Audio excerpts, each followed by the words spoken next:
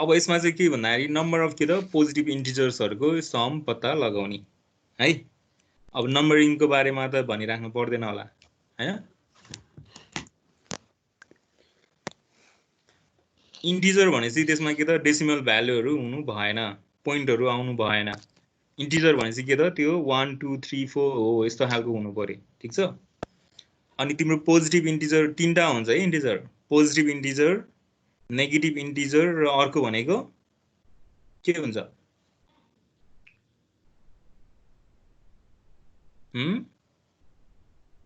कसैलाई याद छैन?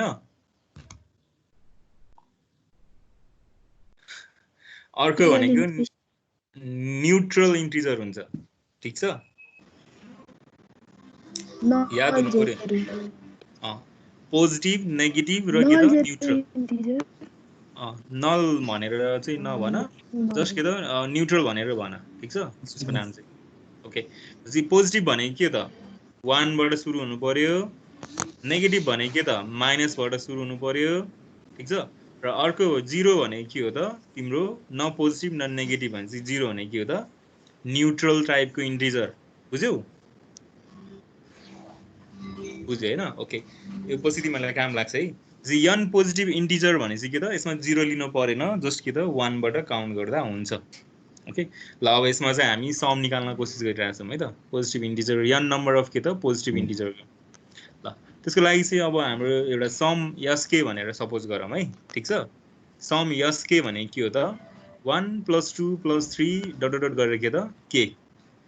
मैले के त n number of positive integer पत्ता लगाउनु छ। त्यसको लागि चाहिँ मैले सिधै n को लागि पत्ता नलागिकन के गर्छु त भन्दाखेरि k नम्बर अफ के त पोजिटिभ इन्टिजरको लागि सम पत्ता लगाउँछु र k नम्बर अफ समको लागि हुन सक्छ भने मेरो n को लागि नि अभियसली हुन्छ कि हुन्न? हुन्छ नि हैन? किनकि k र n भने के हो त कुनै एउटा आर्बिट्रेरी नम्बर हो के, जति नि हुन सक्छ त्यो भ्यालु है, बुझ्यौ?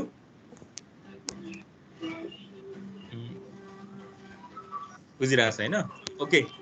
त्यस्तै गरेर अब तिमीले चाहिँ यसमा चाहिँ के गर्नु पर्यो त यस k + 1 = के त यदि यो यस k भन्ने चाहिँ तिम्रो ट्रु हुन्छ भने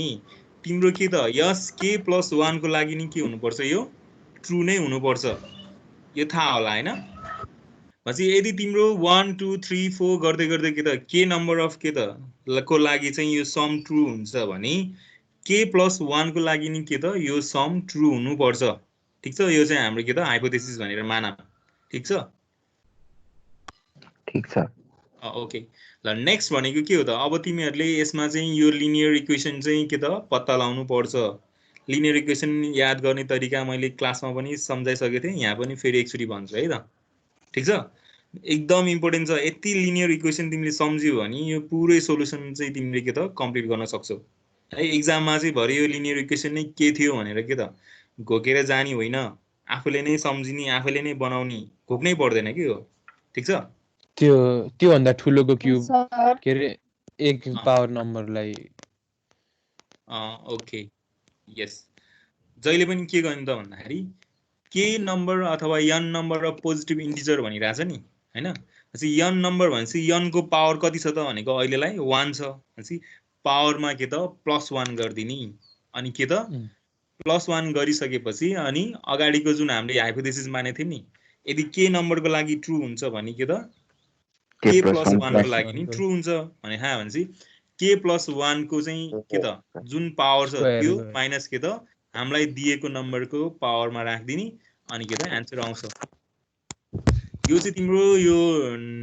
n number of positive integer भएको भएर a + b को होल स्क्वायर फर्मुला लाउन सक्छौ तिमीहरुले, ठीक छ। भनेपछि यसमा चाहिँ तिमीले के त यो एलएचएस साइड मात्रै सम्झे पुग्ने भयो कि भएन? भयो नि हैन? बुझिराछौ?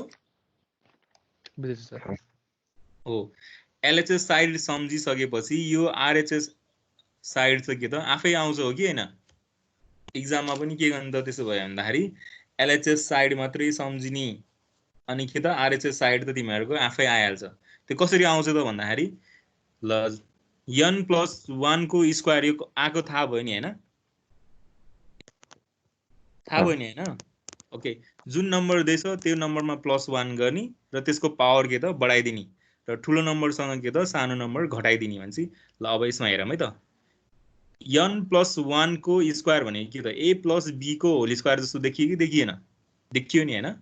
त्यो भनेको के त n स्क्वायर प्लस के त 2n * 1 प्लस के त 1 स्क्वायर माइनस के त n स्क्वायर हो कि हैन n स्क्वायर प्लस के त 2n + 1 माइनस के त n स्क्वायर र n स्क्वायर काट्यो बाँकी भयो के त 2n + 1 बुझ्यो यो आरएचएस साइड आको अब चाहिँ हामी के त यो लिनियर इक्वेसनमा चाहिँ के त n को भ्यालु पुट गर्दै जान्छौं है ठीक छ n को भ्यालु यसरी पुट गर्दै जान्छौं कि हामीले के त एउटा प्याटर्न देख्छौं के यसमा ठीक छ यो प्याटर्न चाहिँ बुझ्न जरुरी छ जस्ट यो लिनियर इक्वेसन निकाल्ने भनेको के हो त भन्दाखेरि तिमीलाई चाहिँ n पोजिटिभ इन्टिजर भने हामी के गर्ने त n को पावर के छ त्यसलाई चाहिँ 1 ले थप्दिने के n को पावर अहिले 1 छ भने n को पावर के गर्ने त 2 बनाइदिने ठीक छ र n मा फेरि के त यदि यो n नम्बरको लागि ट्रु हुन्छ भने n प्लस को लागि पनि के त 1 को लागि नि ट्रु हुनु पर्छ त्यही भएर के गर्ने त n + 1 गर्ने र त्यसको पावर के त अघि 1 थियो भने 2 बनाइदिने माइनस के त n को पावर अघि 1 थियो भने 2 बनाइदिने भनेपछि n + 1 को स्क्वायर माइनस के त n स्क्वायर यति के त एलएचएस साइड सम्झिसकेपछि अब यसलाई खोल्देऊ फर्मुलाले a + b को होल स्क्वायर को फर्मुलाले खोल्देऊ र माइनस n स्क्वायरले घटाइदेऊ बाँकी रहन्छ के त तिम्रो 2n + 1 यो आको बुझ्यो हैन बुझ्यो ओके ल अब हामी के त यो जुन लिनियर इक्वेसन छ यसमा चाहिँ n को भ्यालु हामीले सब्स्टिट्युट गर्दै जान्छौं है र यो राख्ने बेलामा चाहिँ तिमीहरुले के त क्याल्कुलेसनमा अलिकति ख्याल पुर्याउनु पर्छ है पुरै भ्यालुलाई एकैचोटी खोल्देर अनि के त एउटा नम्बर निकाल्ने भने के जस्ट तिमीले भ्यालु यसरी राख ता चाहिँ के त तिम्रो एउटा चाहिँ प्याटर्न देखियोस् के ओके ल अब हामी n = 1 को लागि जान्छौं है त ल when n = 1 तिम्रो यो के त माथिको लिनियर इक्वेसनमा चाहिँ n को ठाउँमा चाहिँ के गर्दियौ त 1 राख्दियौ भनेपछि के हुन्छ त 1 + 1 भनेको के त 2 को होल स्क्वायर माइनस के त n भनेको 1 राखेको हो कि हैन भनेपछि 1 को होल स्क्वायर यो 2 स्क्वायर माइनस 1 स्क्वायर आको बुझिन्छ हैन क्लास यस बुझेँ ओके ल रिप्लाई दिनु पर्यो है ल भनेपछि अब इक्वल टु अब आरएचएस मा के हुने भयो त 2 को 2 नै हुने भयो र n भनेको के हो त मैले 1 लेछु नि त हैन भनेपछि 2 * 1 अनि प्लस के त यो लास्ट को 1 भनेको यो 1 आयो बुझिन्छ यो फर्स्ट बुझिन्छ हैन यसलाई चाहिँ तिमीले मल्टिप्लाई गरेर एकै ठाउँमा राख्ने होइन है एउटा नम्बर निकाल्ने होइन जस्ट के त प्याटर्न बनाउन कोसिस गर्ने के है ल अब नेक्स्ट भनेको when n = 2 ल n को भ्यालु चाहिँ मैले 2 राख्दिन्छु है त ठीक छ भनेपछि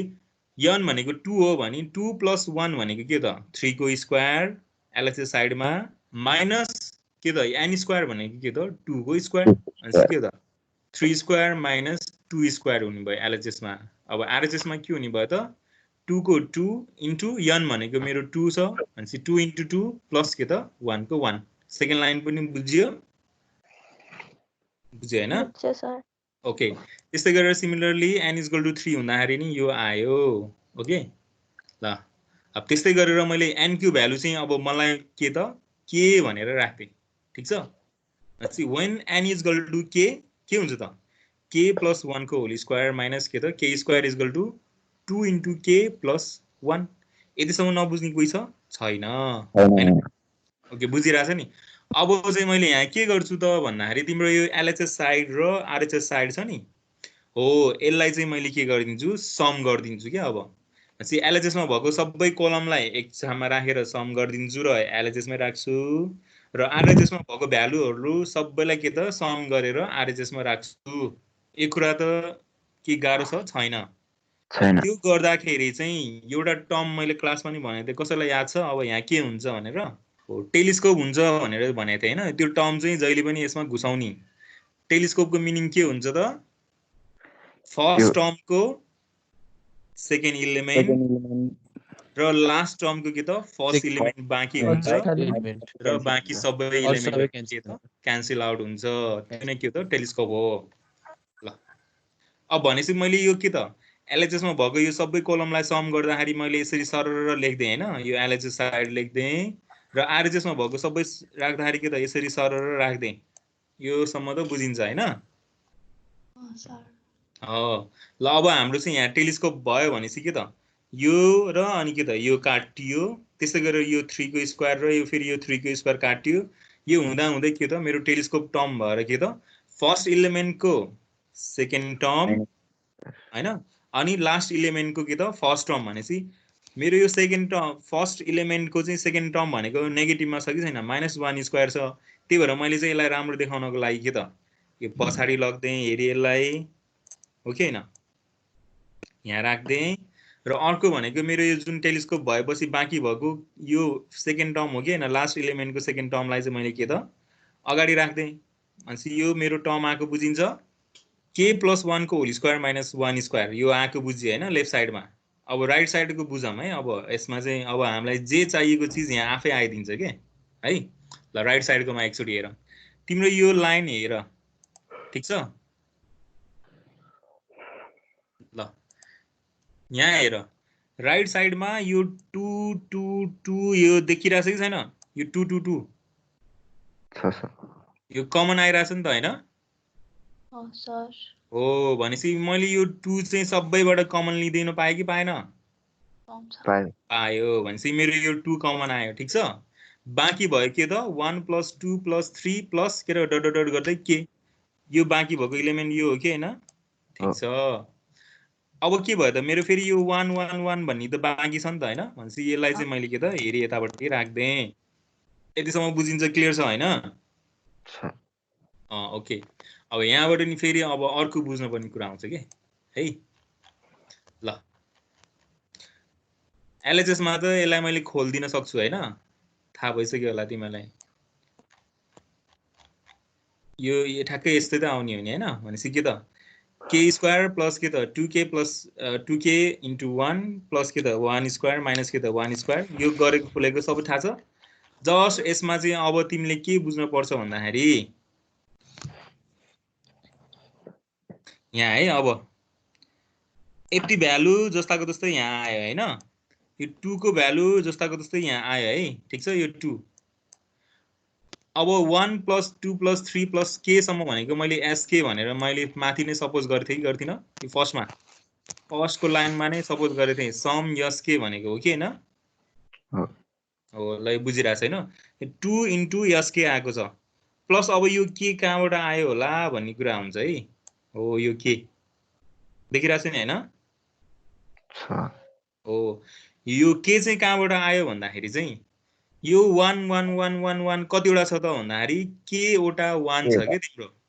ठीक छ त्यही भएर के त के वटा 1 भनेको मिन्स के हो त के भनेर मैले राख्न सके बुझिन्छ नि हैन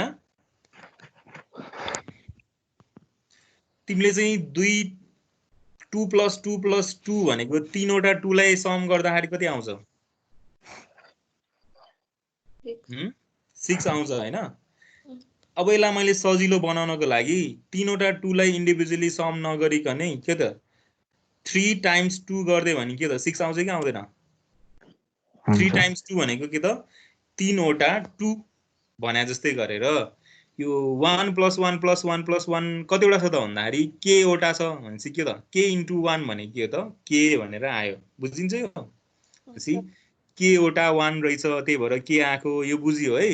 यो चाहिँ याद गर्नु पर्यो यो चाहिँ 1 1 1 जोडेर यहाँ आको यो के ओके ल नेक्स्ट भनेको यसलाई खोल्देऊ यताउता गर त्यसपछि के त हाम्रो भ्यालु आउँछ